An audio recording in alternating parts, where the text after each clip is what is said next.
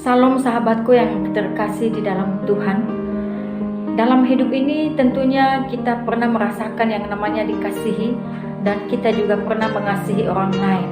Ketika kita mendapatkan kasih dari orang lain, tentunya itu adalah sebuah kebahagiaan tersendiri bagi kita. Dan ketika kita mengasihi orang lain, tentunya akan pasti mendapatkan tantangan dan ujian tersendiri di saat kita mengasihi orang lain. Nah, pada saat ini ada satu yang menjadi judul perenungan kita, yaitu mengasihi sampai terluka. Saudaraku yang terkasih di dalam Tuhan, berbicara tentang mengasihi, tentunya mengasihi orang lain akan pasti mendapatkan ujian dan tantangan tersendiri bagi kita yang mengasihinya. Kenapa? Karena ketika kita mengasihi orang lain, maka kita tidak selamanya mendapatkan hal yang baik-baik saja, tapi melainkan di saat kita mengasihi orang lain, di saat kita mengasihi saudara kita, mengasihi orang terdekat dengan kita, dan pada saat itu kita mendapatkan tantangan, ujian, bahkan cobaan tersendiri dalam kasih tersebut. Ada saatnya ketika kita mengasihi orang lain, terkadang kasih kita tidak dihargai. Di saat kita mengasihi orang lain, terkadang kasih kita dibalas dengan hal-hal yang menyakitkan. Tentunya ini adalah tantangan-tantangan di dalam kita mengasihi orang-orang yang ada di sekitar kita. Nah, saudaraku yang terkasih di dalam Tuhan, disinilah kita dibawa dalam satu tema perenungan, yaitu mengasihi sampai terluka. Bagaimana yang dimaksud dengan mengasihi sampai terluka? Saudaraku, mengasihi itu tidak hanya sebatas dengan kita mengasihi di saat keadaan semua baik-baik saja. Kita mengasihi seseorang tidak hanya saja ketika kita mendapatkan hal-hal yang baik dari seseorang yang kita kasihi, atau tidak dikatakan kasih itu kita lakukan di saat kita mengasihi orang lalu dibalaskannya juga dengan kasih terhadap kita. Tetapi melainkan kasih yang sesungguhnya adalah ketika kita mengasihi orang lain lalu dibalaskan dengan hal-hal yang menyakitkan, dibalaskan dengan hal-hal yang mungkin tidak sesuai dengan kasih yang kita berikan. Dan pada saat itu kita menjadi terluka, kita menjadi sakit di dalam kita mengasihi orang lain tersebut, maka itu yang dimaksud dengan mengasihi sampai terluka. Artinya di dalam hal ini, bagaimana kesetiaan kita di dalam mengasihi sesama kita. Ketika mengasihi orang lain dalam keadaan baik-baik saja, atau mungkin kita mengasihi sesama kita dengan dia membalaskan kasih terhadap kita, mungkin hal itu adalah sebuah hal yang wajar. Bagaimana kita tidak mengasihinya karena ia juga membalaskan kasih terhadap kita. Tetapi satu hal yang luar biasa, di mana ketika kita mengasihi orang lain dan dibalaskan dengan hal-hal yang menyakitkan, dan bahkan di saat kita mengasihi orang lain dan kita menjadi terluka di dalamnya, namun kita tetap mengasihi, itu adalah menunjukkan bahwa kasih kita adalah nyata dan benar-benar setia. Saudaraku yang terkasih di dalam Tuhan, banyak orang yang mengasihi ketika orang lain juga membalaskan hal yang baik terhadapnya. Tetapi seorang Kristen, seorang yang takut akan Tuhan, seorang yang punya kasih yang sejati, ia harus mengasihi sesamanya dengan setia. Bahkan mengasihi sampai terluka. Terluka sekalipun, tersakiti sekalipun, tetaplah setia untuk mengasihi orang lain. Kenapa? Saudaraku yang terkasih dalam Tuhan, kita disakiti berkali-kali, kita pun harus juga tetap mengampuni berkali-kali. Di dalam Injil Matius pasal 18 ayat 21 sampai ayat 22 dikatakan, kemudian datanglah Petrus dan berkata kepada Yesus, Tuhan, sampai berapa kali aku harus mengampuni saudaraku jika ia berbuat dosa terhadap aku? Sampai 7 kali? Yesus berkata kepadanya, bukan, aku berkata kepadamu, bukan sampai 7 kali, melainkan sampai 70 kali 7 kali. Saudaraku yang terkasih dalam nama Tuhan kita Yesus Kristus, tentunya di sini kita tahu bahwa ketika Petrus bertanya kepada Yesus bahwa mengampuni itu sampai 7 kali, tapi ternyata Yesus memberikan jawaban yang luar biasa. Di sini dikatakan bahwa mengampuni itu adalah sampai 70 kali 7 kali. Artinya bahwa mengampuni orang yang menyakiti, yang melukai kita itu tanpa terbatas. Tidak ada batasnya.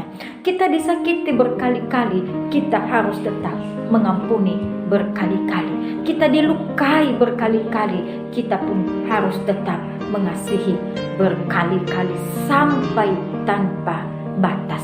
Saudaraku yang diberkati Tuhan, tentunya dalam mengasihi sampai terluka itu bukan hal yang mudah, bukan hal yang gampang.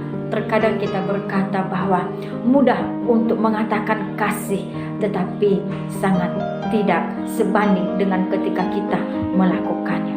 Namun saat ini kita meminta kekuatan daripada Tuhan. Memang tanpa Tuhan dalam hidup kita, sungguh kita tidak dapat berbuat apa-apa. Jadi ketika kita mampu untuk mengasihi orang lain, itu bukan karena kita kuat, itu bukan karena kita hebat, itu bukan karena kita mampu, tetapi ketika kita mampu mengasihi sesama kita sampai kita terluka sekalipun, itu karena Tuhan memberikan kita kemampuan. Tak jarang dalam hidup ini ketika kita mengasihi sesama kita, kita sering dibalaskan dengan hal-hal yang menyakitkan.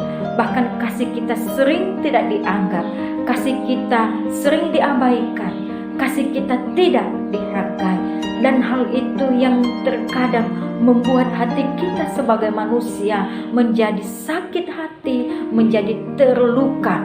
Dan saat ini kita diingatkan bahwa hendaklah kita mengasihi sampai terluka. Kita terluka sekalipun, kita tersakiti sekalipun, tetaplah mengasihi. Bukan satu alasan bagi kita ketika kita sudah tersakiti, ketika kita sudah terluka, maka kita menjadi bisa untuk tidak mengampuni orang lain. Untuk tidak mengampuni orang lain itu bukan satu alasan karena kita sudah tersakiti, dilukai berkali-kali. Tetapi satu hal yang menunjukkan bahwa kita sudah kuat di dalam kepribadian kita, bahwa kita sudah kuat di dalam Tuhan ketika kita mampu untuk tetap mengasihi sesama kita walaupun kita mungkin telah tersakiti, terlukai berkali-kali. Saudaraku yang terkasih dalam Tuhan, perjalanan di dalam mengasihi tentunya tidak selamanya berjalan dengan mulus. Perjalanan ketika kita mengasihi orang lain akan pasti mendapatkan tantangannya tersendiri. Di dalam perjalanan kita dalam hidup ini, ketika kita mengasihi orang lain, pada saat itu kita diperhadapkan dengan hal-hal yang tidak kita inginkan. Kita diperhadapkan dengan hal-hal yang mungkin bisa menyakiti hati kita. Tapi semua itu bukan satu alasan bagi kita untuk kita berhenti mengasihi sesama kita. Karena itulah yang menjadi ciri khas kita sebagai orang yang takut akan Tuhan, ciri khas kita sebagai orang yang percaya kepada Tuhan, ciri khas kita sebagai orang yang telah dimenangkan di dalam Kristus. Kita harus tetap bisa mengasihi. Tidak ada alasan bagi kita untuk tidak mengasihi. Karena mengapa? Tuhan Yesus telah lebih dulu mengasihi saya dan saudara. Kalau kita juga pikir-pikirkan kehidupan kita, siapa kita sesungguhnya di hadapan Tuhan? Apakah kita ini orang baik? Apakah kita ini orang yang bisa membalaskan kasih Tuhan? Tidak. Kita tidak bisa dan tak akan pernah mampu untuk membalaskan kasih Tuhan. Tapi lihatlah keteladanan Yesus. Yesus tetap mengasihi kita walaupun kita berkali-kali menyakiti, melukai Tuhan Yesus kita. Saudaraku yang terkasih, mungkin kita berkata, saya bukan Tuhan, saya bukan Yesus yang sanggup untuk mengasihi sampai terluka. Saudara, sungguh di dunia ini tidak ada satupun yang sempurna, dan bahkan tidak ada satupun yang dapat menyamakan dirinya seperti kasih Yesus. Tapi setidaknya kita berniat, kita memiliki kerinduan, kita memiliki keinginan untuk tetap mengasihi sama seperti Yesus mengasihi kita, tanpa memandang kesalahan-kesalahan kita, tanpa memandang siapa kita, tanpa memandang setiap kesalahan-kesalahan yang telah kita buat, dan bahkan tanpa memandang seberapa kali kita telah melukai hati Yesus sebenarnya. Lihatlah betapa Yesus sangat setia mengasihi saya dan saudara. Yesus tidak memandang saya dan saudara dalam segala kehinaan, dosa, pelanggaran yang kita buat. Yesus tetap mengasihi kita. Jadi pada saat ini, tema ini mengingatkan kita untuk tetap mengasihi sampai terluka. Terima kasih. Tuhan Yesus memberkati. Salam.